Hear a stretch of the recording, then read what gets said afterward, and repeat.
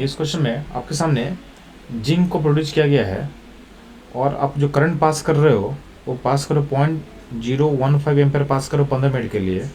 तो आपको बताना कि जिंक का वेट कितना डिपॉजिट किया है। तो ध्यान ना, जिंक +2 सब जिंक निकाल रहे हो। इस प्रोसेस में आप 2 इलेक्ट्रॉन पास करोगे। तो आपको पता है कि जब भी 2 इलेक्ट्रॉन पास होता है तो एक जिंक बनता है। इसका मतलब अगर हम 2 मोल इलेक्ट्रॉन पास करेंगे तो उसमें आपका जिंक प्रोड्यूस होगा 1 मोल। अब जो 2 मोल इलेक्ट्रॉन होता है उसका चार्ज क्या होता है बच्चों? उसका चार्ज होता है 2 फैराडे। यानी 2 फैराडे जब हम चार्ज पास करेंगे तो आपका 1 मोल जो जिंक है प्रोड्यूस होगा। अब ध्यान देगा, हम लोग जो करंट है उसको चार्ज में कन्वर्ट करते हैं पहले। तो करंट जो दिया हुआ है, करंट दिया हुआ है 0.015 एम्पेयर और टाइम दिया हुआ है 15 मिनट का। उसको चेंज कर दो सेकंड में, तो 15 × 60 कर दो। इसको मल्टीप्लाई करने के बाद आपका जो करंट का वैल्यू आएगा ये आएगा 13.5 कूलम आ जाएगा। ठीक है, अब इस कूलम को चेंज करो फैराडे में, तो आपको डिवाइड करना पड़ेगा 96500 से।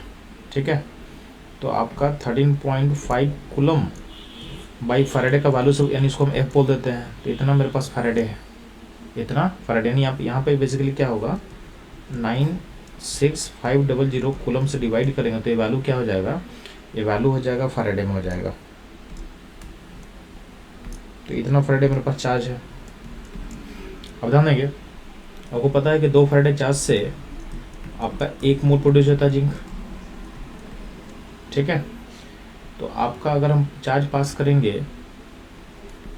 1 फैराडे तो उस केस में कितना होगा, तो उसमें हाफ मोल प्रोड्यूस होगा।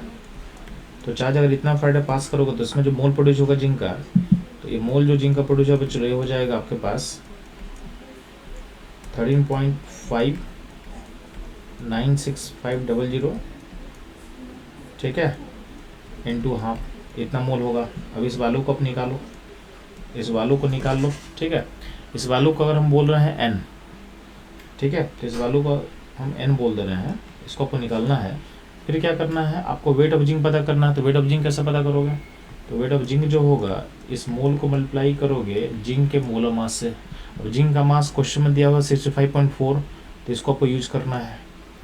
तो इसको आप यूज करके जब मल्टीप्लाई करते हो तो इस केस में आपका जो आंसर आ जाएगा जिंक वाले वेट का, ये आ जाएगा 45.75 इंटू 10⁻⁴ ग्राम के आसपास आएगा। क्योंकि आपको आंसर रिपोर्ट करना था तो उसमें 10⁻⁴ ग्राम को बाहर रखना है। तो अंदर में हम जो फिलअप करेंगे 45.75, जो कि नियरेस्ट इंटीजर में क्या हो जाएगा 46। यानी इस आंसर में हम यहाँ पुट करेंगे 46 ग्राम को। तो आपको मैंने अप्रोच समझा दिया। इस अप्रोच से आप क्वेश्चन को इजीली सॉल्व कर सकते हो। तो बच्चों मूव करते हैं हम लोग नेक्स्ट क्वेश्चन पे।